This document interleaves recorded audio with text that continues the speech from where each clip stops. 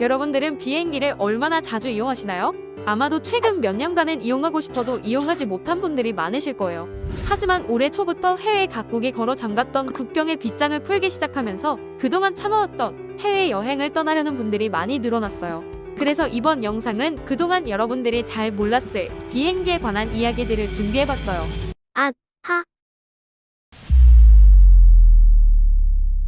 비행기를 탈 때 가장 설레는 시간이 언제인가요? 저는 기내식을 먹는 시간이 가장 기다려지는데요. 항공기의 조종사와 부조종사도 우리와 같은 기내식을 제공받는다고 해요.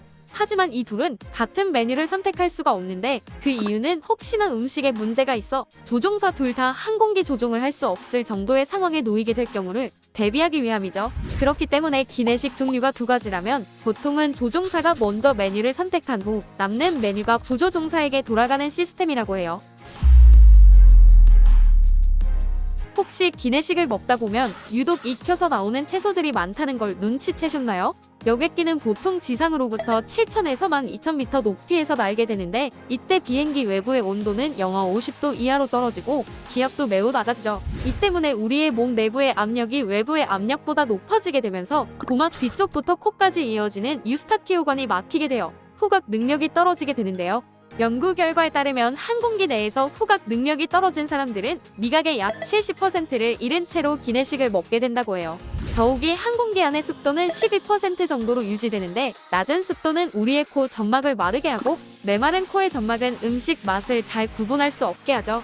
이 때문에 많은 사람들이 즐겨 먹는 육류나 파스타, 그리고 케이크같이 달달한 디저트의 맛을 잘 못 느끼게 되고 이는 승객들의 항의로 이어질 수밖에 없어요.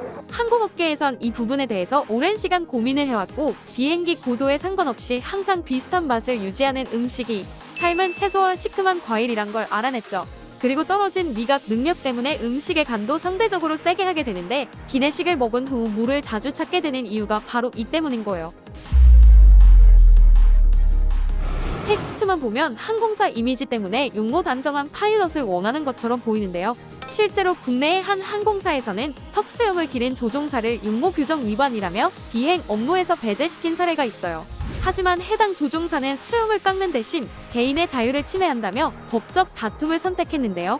대법원까지 가는 오랜 재판 결과 대법원은 행동자유권을 침해당했다는 조종사의 손을 들어주었어요. 그럼 어떤 이유로 수염을 기르면 안 되는 거죠?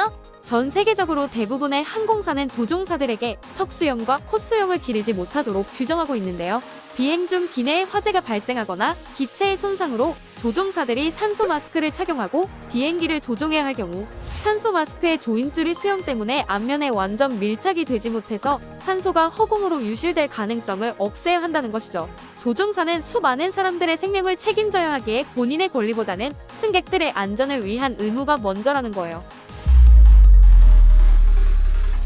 지하철 기관사는 운행 중에 자리를 비울 수 없기 때문에 운행 전에 반드시 화장실을 다녀야 하고 혹시나 운행 중에 참을 수 없는 신호가 온다면 간이 변기를 사용하여 기관실 내에서 해결해야 하는데요. 비행기 조종사도 조종실 안에서 급한 용무를 해결해야 할까요? 다행히 비행기는 기체 내부에 화장실이 있고 조종사도 2명이며 더욱이 자동운항 기능인 오토파일럿이 있기 때문에 자리를 비울 수 있어요. 하지만 비행 중에는 조종실에 최소 2명의 승무원이 있어야 한다는 투크루 칵핏 룰이 있기 때문에 조종사 1명이 자리를 비우게 된다면 객실 승무원 중 1명이 그 자리를 대신해야 해요. 객실 승무원도 비행기 조종이 가능한 건가요? 조종실에 2명의 승무원이 있어야 되는 규칙은 혹시나 1명이 쓰러지거나 아니면 나쁜 맘을 먹은 테러리스트가 되어 항공기를 조종 불능 상태로 빠뜨리진 않는지 지켜보기 위한 목적이라 조종은 1명만 할 수 있으면 돼요. 비행기 화장실의 잠금 장치가 얼마나 견고하다고 생각하시나요? 기내 화장실은 내부에서 잠근다고 하더라도 누구나 밖에서 쉽게 열 수 있는 구조로 설계되어 이는 혹시 모를 상황에 승객이 위험해지는 것을 막기 위함인데 혹시 밖에서 여는 방법을 알아냈다고 장난치는 분들은 없겠죠? 분명 항공기 내부에서 흡연이 가능하던 시절도 있었지만 지금은 모든 항공기가 금연인데 왜 화장실에 재떨이가 있는 걸까요? 이는 미국 연방 항공법 때문인데요. 항공기 내에서는 금연을 해야 한다는 규정이 있음에도 불구하고 법을 어기는 사람들은 존재하죠. 그렇기 때문에 혹시나 제대로 꺼지지 않은 담배꽁초가 휴지통에 버려져 화재가 나기라도 하면 돌이킬 수 없는 상황으로 이어질 수도 있기에 어쩔 수 없이 재떨이를 설치하는 거예요. 어린 시절 친구들과 비행기에서 싼 똥은 어디로 갈지 얘기해 보신 적 있지 않으신가요? 비행기 아래 구멍이 뚫려 있어 볼 일을 볼 때마다 땅으로 떨어질 것이고 재수 없으면 길 가다가 맞을 수도 있다는 합리적인 의심을 하곤 했었는데요. 사실 비행기는 수 킬로미터 상공을 비행하기 때문에 똥이 외부로 배출된다고 해도 땅에 떨어지기 전에 공중에서 분해가 된다고 해요. 하지만 이륙 전이거나 착륙 중에 누군가가 용변을 본다면 행인의 머리나 도로 위에 떨어질 수 있기 때문에 비행기 내부 별도의 정화조에 보관한 후 처리하고 있어요. 이 정화조는 보통 400리터 정도의 배설물을 담을 수 있기 때문에 내로라 하는 똥쟁이들만 탑승했다 가는 넘칠 수도 있다는. 배설물은 공중에 뿌리지 않지만 세면대 등 기내에서 사용한 물은 워터드레인 밸브를 통해 비행기 밖으로 배출되는데요. 시속 1000km에 가까운 속도로 비행하는 중에 배출된 수분은 즉각적으로 분산되거나 하늘 위에 결빙되기 때문에 지상에 떨어질 일은 전혀 없다고 해요. 승무원들은 비행 중에 뜨거운 음료를 마시지 않는 사실을 알고 계셨나요? 비행기에서 커피를 만드는 데 사용되는 물은 항공기 자체의 물탱크에서 나오는 것인데요. 미국의 경우 예전부터 비행기 수돗물에 대장균 문제가 많이 거론되었고 결국 항공사들은 환경보호국이 제안하는 비행기 물탱크를 3개월마다 소독하는 것에 동의한 바 있어요. 하지만 이는 비행기 내부 물탱크의 소독만을 약속한 것으로 외부 저장 탱크나 운송 탱크는 해당되지 않았죠. 2019년 다이어트 디텍티브닷컴과 뉴욕 헌터 대학의 음식정책센터가 함께 조사한 항공기내 수질 연구에 따르면 대부분의 항공사 기내 수질은 좋지 않은 것으로 드러났는데요. 이 때문에 항공기 내에서는 되도록 병이나 캔에 들어있는 제품을 선택해 마시는 것을 권장하고 있는 거예요. 창밖의 멋진 풍경에 심취해 있다가 창문에 나 있는 작은 구멍을 발견해 당황하신 적이 있으신가요? 비행기의 창문은 모두 3개의 투명한 아크릴판으로 이루어져 있는데 이 중 구멍은 중간에 있는 판에만 있다고 해요. 판이 3개나 있는 이유는 비행기는 높은 상공의 낮은 기압 속을 날아가게 되는데 이때 외부의 낮은 기압과 대략 1800m의 고도로 맞춰진 내부의 기압 간의 차이가 발생하기 때문이에요.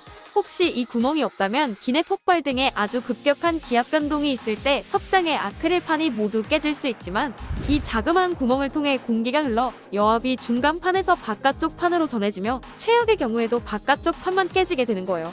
또한 비행기 외부와 내부의 기온차가 70도 정도 나면서 성에나 김이 서리게 되는데 이 구멍으로 인해 각 판 사이의 온도차가 줄어들어 최대한 김과 성해를 방지할 수 있어요. 비행기 사고는 이착륙 시 많이 발생하기 때문에 이륙 3분, 착륙 8분을 가리켜 마의 11분이라는 말도 있는데요. 이 때문에 비행기 이착륙 시에는 승객들의 행동들이 많이 통제받게 돼요.